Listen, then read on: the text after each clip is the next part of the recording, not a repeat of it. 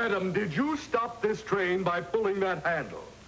Well, I didn't do it by dragging my foot. But this zany, rubber-faced redhead was much more than a TV star and a comic genius. She was a television pioneer and a brilliant executive who helped revolutionize the business of television. I love Lucy and she loves me. We're as happy as two can be. Sometimes we quarrel, but then how we love making up again. Lucy. Tonight, the art and the impact of Lucille Ball. We'll talk with two of her show business contemporaries, Jerry Lewis and Sid Caesar. This is ABC News Nightline. Substituting for Ted Koppel and reporting from New York, Jeff Greenfield. There are performers we respect, performers we admire, performers we take to for a season or two of passionate obsession, and then cast aside to ask a few years later, whatever happened to what's-her-name? And then once in a long while, there's a public figure we come to love, permanently, ineradicably, utterly. If someone told you earlier today Lucy died, you didn't have to ask Lucy who. You knew who. You knew she had made you laugh, even if she'd done it on a TV film that was made a quarter century before you were born. Her gifts were enormous, they were timeless, they were universal. Nightline correspondent Judd Rose offers this appreciation of Lucy. Lucy makes candy.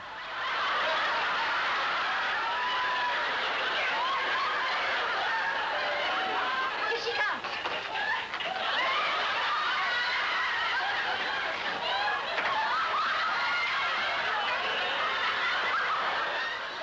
Lucy makes wine.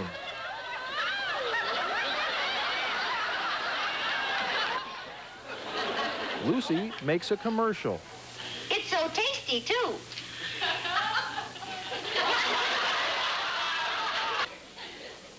It's so tasty, too.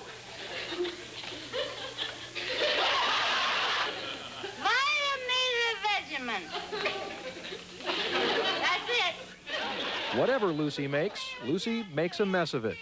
We've seen these moments so often, it's as if we've lived them ourselves. We smile because they're familiar, and we laugh because, after all these years, they're still surprisingly funny. We have loved Lucy since we, and television, were young.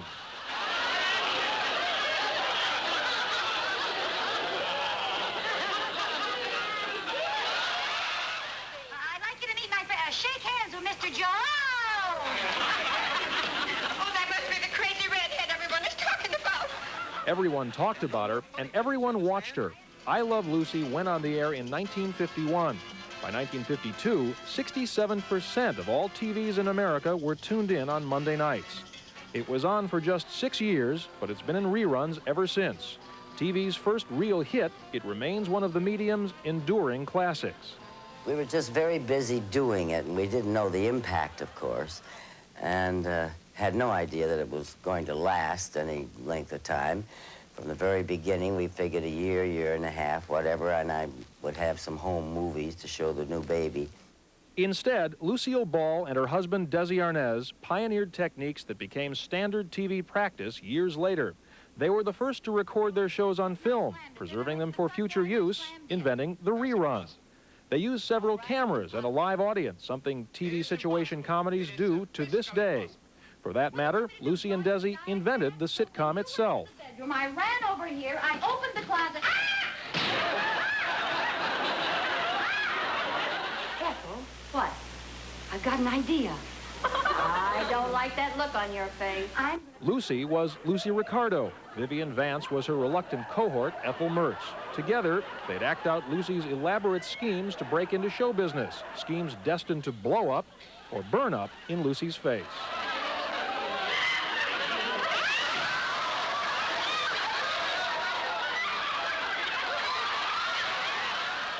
Every week, Lucy would get in over her red head and go, Ooh. and then every week, Desi would go, Lucy? Desi was Ricky Ricardo, the Cuban band leader with the mangled English. Lucy, he'd say, you have some splaining to do. It was silly, but sublime. Lucy's red mop and rubber face were the tools of a consummate clown, a virtuoso of slapstick, and in one memorable episode, pantomime.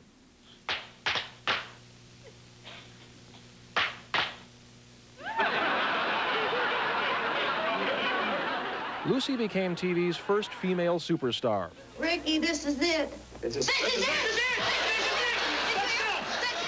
So popular were Lucy and Desi that when they had a baby in real life and did the same on screen, the birth of Little Ricky became the most watched TV episode ever, seen by an astounding 92% of the audience. What's the date of your birth? August 6th. August 6th what? August 6th, period. In fact, it was August 6, 1911, the day America's favorite redhead was born, a brunette. She flunked her first drama class, and her teacher called her a no-talent. But Lucille Ball wanted to be a star. She tried her luck as a Broadway chorus girl, then as a model, and finally a bit player in dozens of movies, most of them forgettable. She appeared with the likes of Fred Astaire and the Marx Brothers, and making a movie in 1940, she met and fell in love with Desi Arnaz. Will someone please come? There's a waiter fainted out here. RKO Studios made the movie. Years later, Lucy and Desi would own that studio. Indeed, the company they founded, Desilu, became a Hollywood power, producing hit shows like The Untouchables, Star Trek, and of course, I Love Lucy. That show went off the air in 1957. Lucy and Desi divorced not long after that. Lucy returned to weekly TV in 1962. Her voice was now deep and gravelly. Her last name wasn't Ricardo, but it was the same old Lucy. Always a success, but never quite escaping the shadow of her earlier TV hit, Lucy stayed on the air until 1974, then made a movie, and then retired. In 1985, although slowed by age and illness, Lucy made a comeback, getting critical raves for a TV movie in which she played a homeless bag lady. Well, I'm still here. That led her to try a return to weekly TV. The show, Life with Lucy, was a flop and was quickly canceled. But she remained active to the end. Her final public appearance was just last month with her old friend Bob Hope at the Academy Awards. But I've got the most gorgeous girl right by my side, Lucille Ball, right there. I'm delighted that somebody cares. I'm delighted that I have left something. I mean, you can go through your whole life and never leave anything behind that made a mark. And what a mark she's left. Well, I love Lucy. Everybody loves Lucy. The whole world is... She's gone, but she's still here. She's an American icon, but the language of Lucy is universal. When her reach so gloriously exceeds her grasp, she's ready to try again. Unsinkable, indomitable, she is the cockeyed optimist in all of us. I love Lucy and she loves me. For so many years, she made us laugh, and no doubt years from now, she still will. But tonight, she's making us cry. If there's a special spot in heaven for the clowns, open the gates. This time, Lucy has no splaining to do.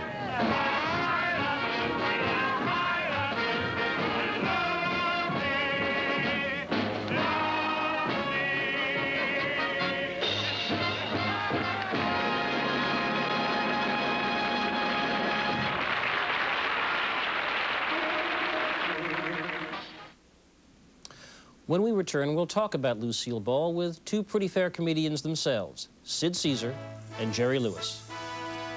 Joining us now live from Dominic's Fish Market in Las Vegas is the acclaimed comedian Jerry Lewis. He's appeared in more than 50 films, many of which he also wrote and directed.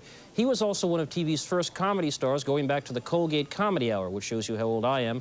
He met Lucille Ball in 1948, and they formed a close friendship that endured for more than 4 decades.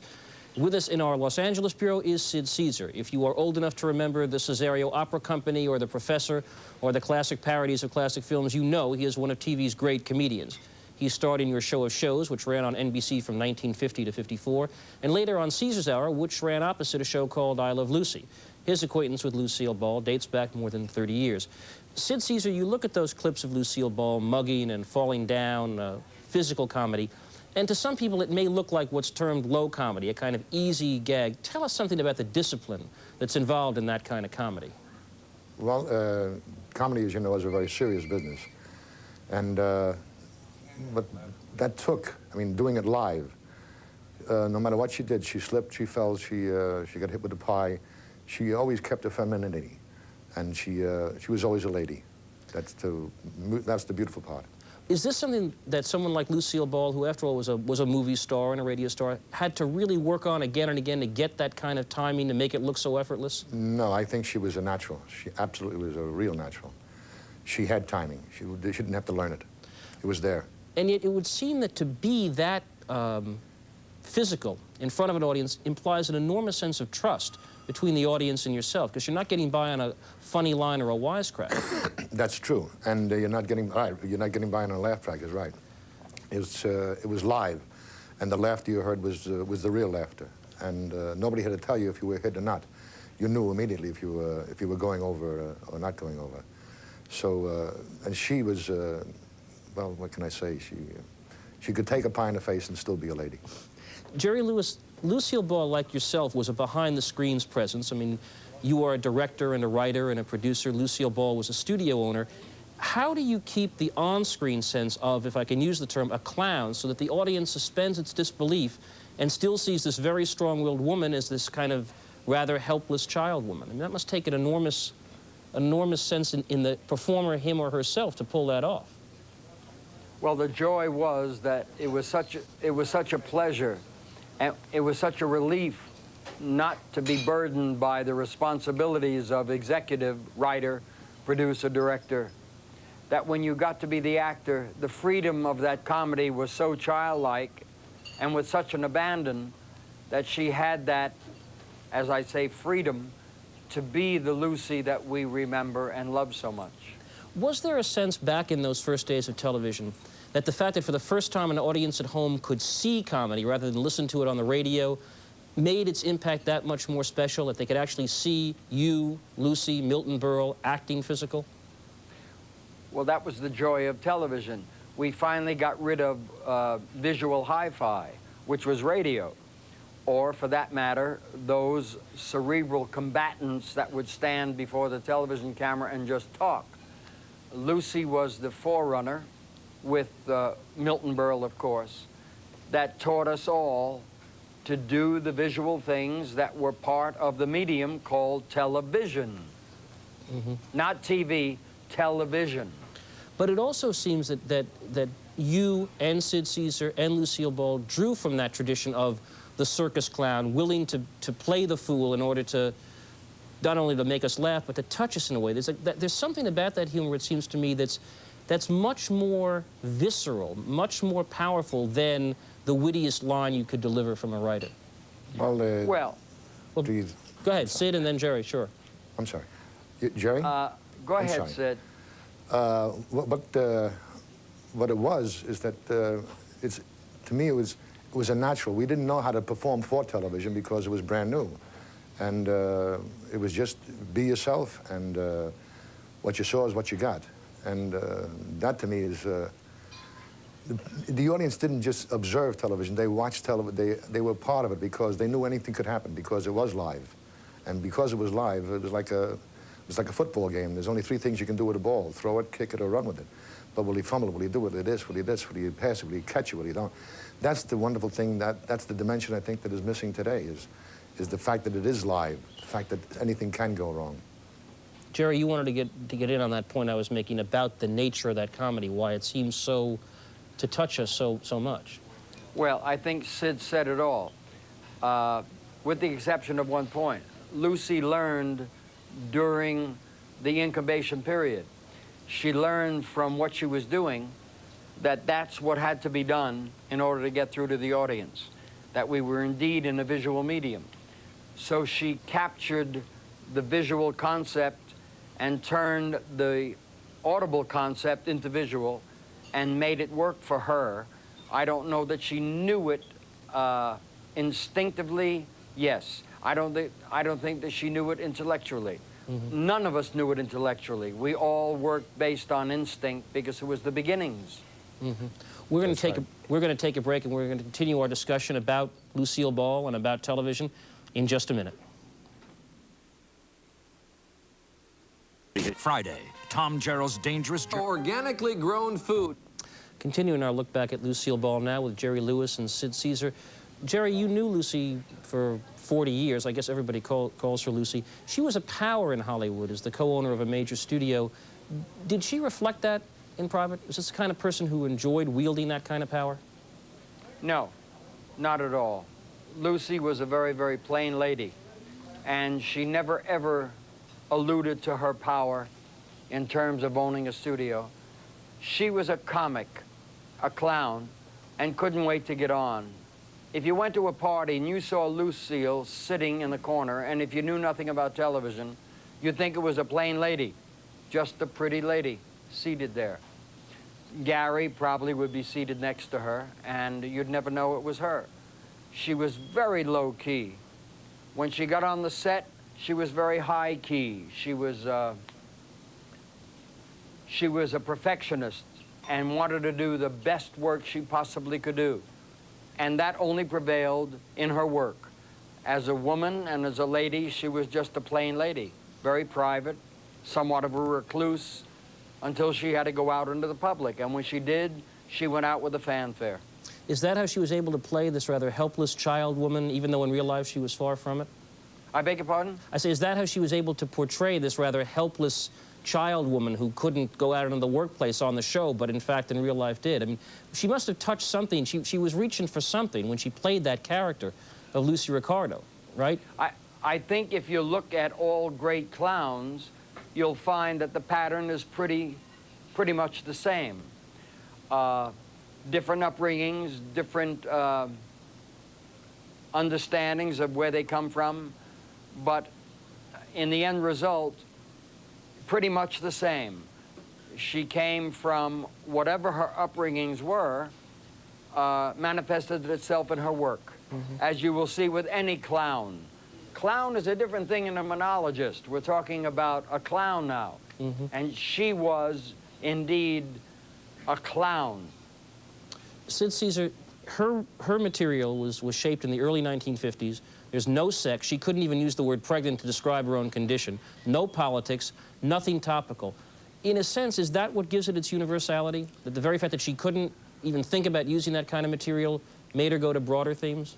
Well, that's what we had to do. I mean, as you say, you couldn't use the word pregnant. You had to say she was with child. But the main thing was that all that material was stuff that you do every day, things that you do every day.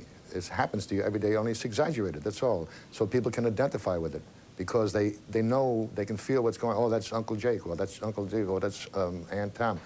It's a thing that you can recognize. It was recognized immediately.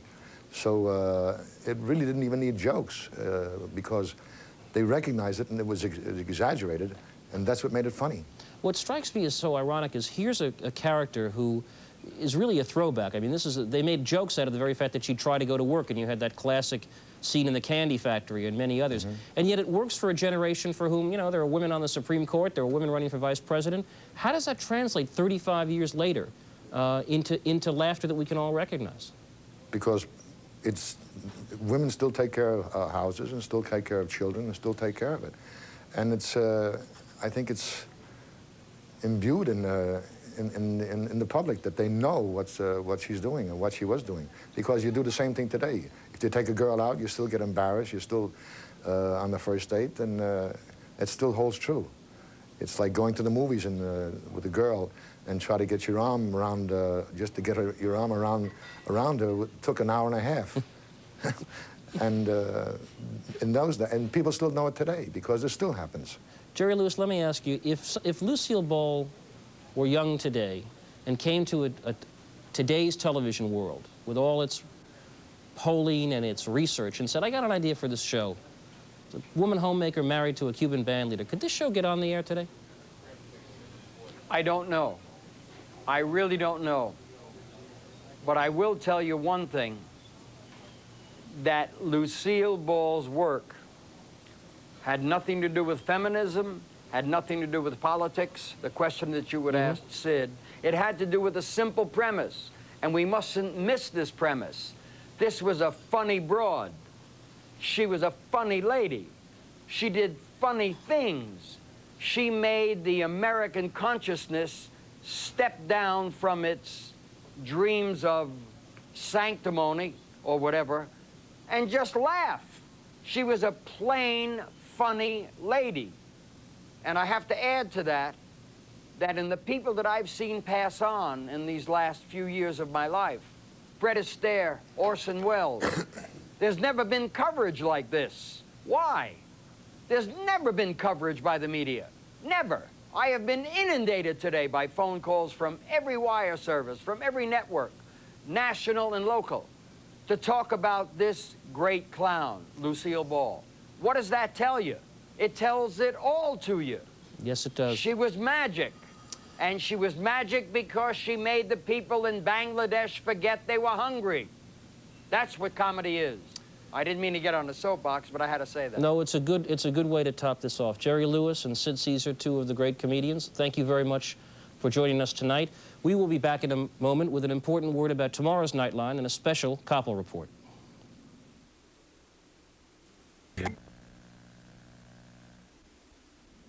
Tomorrow night, ABC News will present a special report on the extraordinary explosion of drug use and violence in Washington, D.C. We'll look at how the people of Washington are coping and focus on evidence that the nation's capital remains a segregated city to this day. Our programming begins with the Koppel Report, D.C. Divided City, in prime time from 10 to 11 p.m. Eastern Time. And we'll resume at 11:30 with a special edition of Nightline. For all of us here at ABC News, good night. This has been ABC News.